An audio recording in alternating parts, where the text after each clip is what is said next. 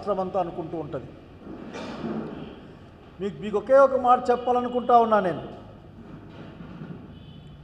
ఈ రోజున గ్రామీణ ప్రాంతాల్లో కానీ పట్టణ ప్రాంతాల్లో కానీ ఇన్ఫర్మేషన్ టెక్నాలజీ కావచ్చు, మేనేజ్మెంట్ సెక్టర్లో కావచ్చు, లేక డాక్టర్లు కావచ్చు, ఇంజనీర్లు ఎట్లా చెప్పుకున్న అంశమే, దాదాపు అన్ని వృత్తి విద్యలు కావచ్చు, సామాన్యమైన కడు పేదవాడు కూడా చదువుకొని ఈ రోజున ఉద్యోగాలు చేస్తూ ఉన్నారంటే దానికి డాక్టర్ వైఎస్ రాజశేఖర రెడ్డి గారు ప్రవేశపెట్టిన ఫీ రియంబర్స్మెంట్, దాన్ని కంటిన్యూ చేసిన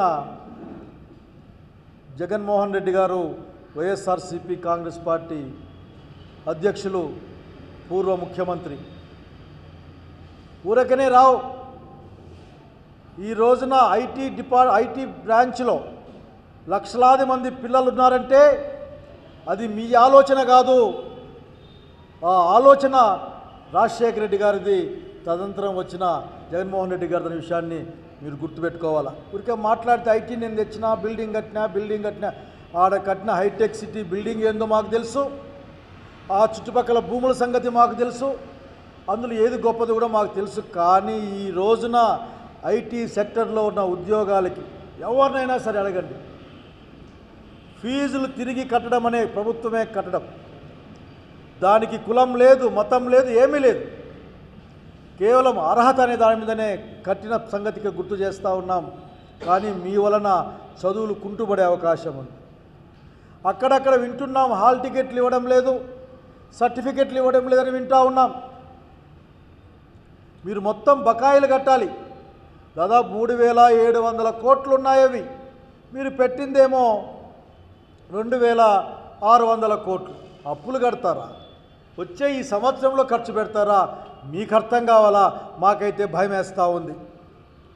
ఎందుకంటే మీ బ్రెయిన్లో మీ యొక్క ఆలోచనలో చాలా కీలకమైన మార్పులు ఉంటాయి మిగతా వాళ్ళకంటే కూడా. కనుక ఫీ రియంబర్స్మెంట్ డబ్బులన్నీ కట్టేయాలి. మీరు వచ్చే సంవత్సరానికి కూడా బకాయిలను కూడా చూసుకోవాలని మిమ్మల్ని నిద్రలేపడం కోసం, మీకు చెప్పడం కోసం సాగిస్తున్న కార్యక్రమం. ఒక పోరు 12వ తారీఖున యువత పోరు పేరు మీద ఈ విషయాన్ని మీ కలెక్టర్ల ద్వారా మీకు తెలియజేసే కార్యక్రమం ఈ రాష్ట్రంలో. అట్లాగే మీరు పోయిన మీ గవర్నమెంట్లో కూడా, అంటే పునర్వ్యవస్థీకరణ తర్వాత ఏర్పడిన నూతన రాష్ట్రంలో కూడా మీరు చెప్పారు నిరుద్యోగ భృతి ఇస్తాను నేను అని. నిరుద్యోగ భృతి, నిరుద్యోగాలకు ఉద్యోగాలు ఎవరికి ఇచ్చారో మీ పార్టీలో వాళ్ళకి అడిగితే చెప్తారు. కానీ నిరుద్యోగ భృతి మీరు ఇవ్వలేదు. ఈ సంవత్సరం ఎన్నికల్లో మీరు జగన్మోహన్ రెడ్డి గారి ప్రభుత్వం పైన ఆ రోజు మీరు కల్పించే అనేకమైన మాయా సత్యకి దూరమైన విషయాలు, అబద్ధాలు, దాంట్లో ఇదొక్కటి. మేము వస్తేనే నిరుద్యోగ యువత అసలుకి అప్లికేషన్లు అడుక్కునే కష్టపడతా ఉన్నారు. పోయే కష్టపడితే ఇట్లా రకరకాల మీరు ఎన్ని మాటలు మాట్లాడారు, రాసుకున్న మాటలు మాట్లాడారు. మీరు 3,000 రూపాయలు ఇస్తా నేను ప్రతి నిరుద్యోగికి అని ప్రకటించారు మీరు. అంటే ఎలక్షన్లో గెలవడం కోసం మా పిల్లల యొక్క మనసులతో మీరు ఆడుకున్నారా? వాళ్ళకి ఆశలు రేకెత్తించారా మీరు? తీరా చూస్తే అట్లే అనిపిస్తుంది. ఒక్క పైసా దాని గురించి పెట్టడం కానీ, ఒక్క పదం దాని గురించి వాడడం కానీ మాకు కనపడలేదే. నిరుద్యోగ భృతి అనేది మొత్తం దాన్ని మర్చిపెట్టే కార్యక్రమంగా చూస్తూ ఉన్నాం.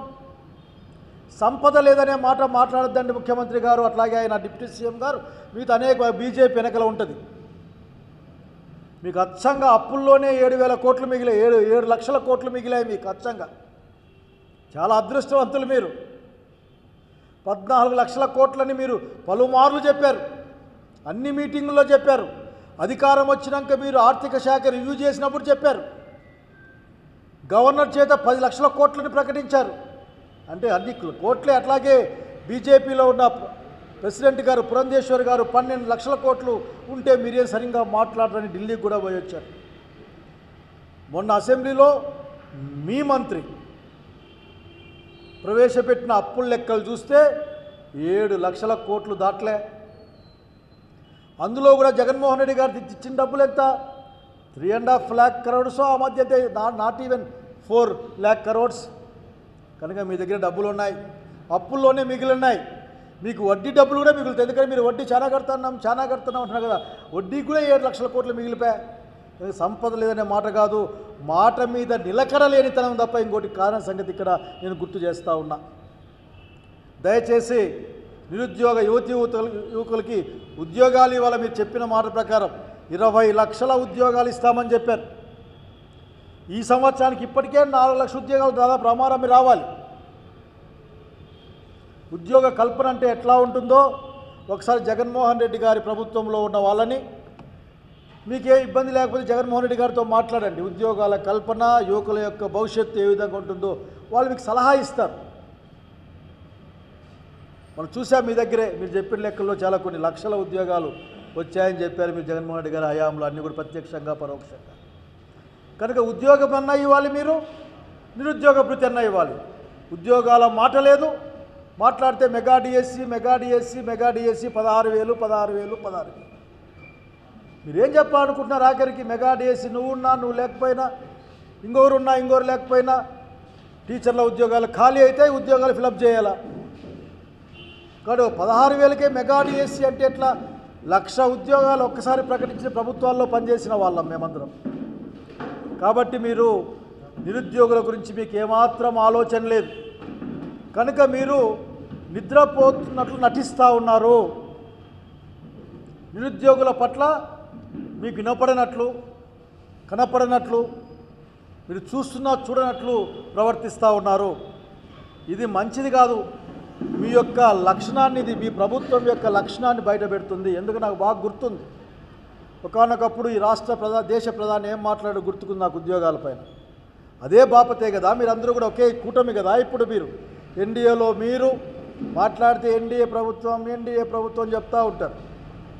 కనుక తక్షణం నిరుద్యోగ భృతిని ఈ సంవత్సరం నుంచి అనౌన్స్ చేయాలి. ఇప్పటికే మిగిల్చుకున్నారు. సంవత్సరం పాటు వాళ్ళకి డబ్బులు ఇవ్వకుండా మిగిల్చుకున్న డబ్బులు వాటితో కలిపి ఈ అసెంబ్లీ ముగిసే లోపలే మీరు ప్రకటించాలి నిరుద్యోగ భృతి ఇస్తామని వైసీపీగా డిమాండ్ చేస్తూ ఉన్నాం, వైఎస్ఆర్ కాంగ్రెస్ పార్టీగా. దీన్ని కూడా మరొకసారి గుర్తు చేసేందుకోసం ప్రజల పక్షాన, యువత పక్షాన 12వ తారీఖున కలెక్టర్ని కలిసే కార్యక్రమం. అందుకంటే దుర్మార్గమైన అంశాన్ని మీ ద్వారా ప్రజలకి, అట్లా ప్రజల ద్వారా మీకు చెప్పే ప్రయత్నం చేస్తూ ఉన్నాం. వ్యాపార దృక్పథానికి కూడా అంతుంటుంది. వ్యాపారానికి కూడా అసలుకి ఏదోగా ఒక అవధి, ఒక బార్డర్ పెట్టుకొని పనిచేస్తూ ఉంటారు. మీ ఆలోచన నాకు అర్థం కావడంలో ఎక్కడైతే లాభాలు ఉంటాయో, ఎక్కడైతే ప్రజల యొక్క ఆశ ఉంటుందో ఆ ఆశ మీద వ్యాపారం చేసే వాళ్ళని ప్రోత్సహిస్తారు మీరు. అందులో ప్రధానంగా విద్యా, వైద్యం. ఈ రోజున విద్యారంగంలో ప్రైవేట్ స్కూళ్ళ యొక్క ఆధిపత్యానికి కారణం మీరు కాదా?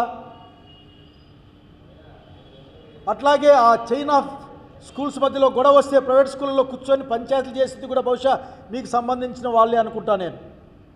చైనా బ్యాచ్లకి ప్రైవేట్ మెడికల్ కాలేజ్ ఇన్నేళ్ల కాలంలో 11 మెడికల్ కళాశాలలు ఈ రాష్ట్రంలో ప్రభుత్వ పక్షాన ఉంటే